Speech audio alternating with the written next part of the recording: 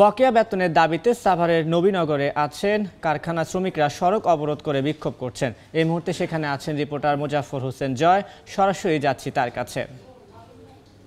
আমি এই মুহূর্তে রয়েছি নবীনগর চন্দ্রা মহাসড়কের রপ্তানি প্রক্রিয়াকরণ অঞ্চলের পুরাতন জুনে।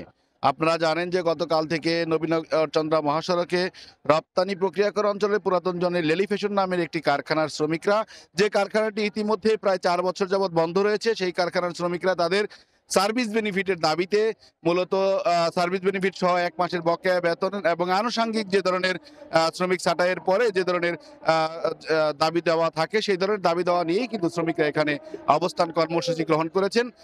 জানিয়ে রাখতে চাই যে রপ্তানি প্রক্রিয়াকরণ অঞ্চলের 2টি জোন রয়েছে। একটি হচ্ছে নতুন জোন আর একটি হচ্ছে পুরাতন জোন। অর্থাৎ রপ্তানি প্রক্রিয়াকরণ অঞ্চলের পুরাতন জোনের মূল ফটকের সামনে শ্রমিকরা অবস্থান নিয়েছেন। তারা বলছেন যে নবীনগর চন্দ্রা মহাসড়ক উত্তরবঙ্গ হয়ে যে নবীনগর চন্দ্রা মহাসড়কের যে প্রবেশদ্বার, সেইখানেই তারা অবস্থান নিয়েছেন। একই সাথে পুরাতন জোনের যে প্রধান ফটক রয়েছে সেখানে তারা অবস্থান নিয়ে বিক্ষোভ করছেন, আবার নবীনগর চন্দ্রা মহাসড়কেও তারা অবস্থান নিয়ে বিক্ষোভ করছেন। তারা বলছেন যে পর্যন্ত তাদের সার্ভিস বেনিফিট সহ আনুষঙ্গিক পাওনাদি পরিশোধ না করা হচ্ছে, তারা সে পর্যন্ত এই আন্দোলন অব্যাহত রাখবে। দর্শকদের উদ্দেশ্যে একটি কথা জানিয়ে রাখতে চাই, যেটি হচ্ছে যে এখানকার শ্রমিকরা যেটি বলেছেন, অর্থাৎ রেলি ফ্যাশন শ্রমিকরা বলছেন যে 2020 সাল নাগাদ তাদের মূলত যে কারখানাটি লেলি ফ্যাশন 1 নামে যে কারখানাটি রয়েছে সেটি বন্ধ হয়ে যায়। এরপর থেকে তারা বিভিন্নভাবে দেন দরবার করে আসছিল যে তাদের যে আনুষঙ্গিক পাওনাদি রয়েছে, সার্ভিস বেনিফিটের যে ধরনের পাওনাদি থাকে, একাধিক পাওনাদি থাকে, এখানে স্বাস্থ্য বিষয় নিয়ে পাওনাদি থাকে এবং আরও 20-25 বছর হয়ে গেলে যে একটি প্রভিডেন্ট ফান্ড থাকে বা বিভিন্ন ফান্ড থাকে, সেই ফান্ডের পাওনাদি তাদের বকেয়া রয়েছে।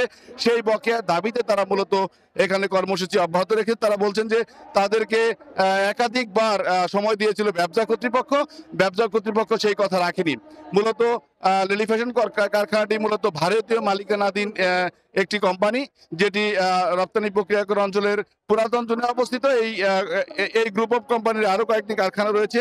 দর্শকদের উদ্দেশ্যে আরেকটি জিনিস জানিয়ে জানতে চাই যে নবীনগর চন্দ্রা মহাসড়কটি মূলত গত 2 সপ্তাহ ধরে অবরোধ রয়েছে। Vaccine group of industry company এর শ্রমিকরা আন্দোলন করছেন।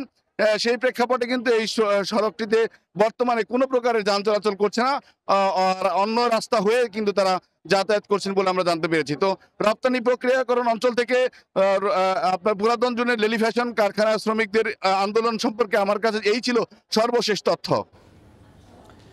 এতক্ষণ সরাসরি যুক্ত ছিলাম সাভারে।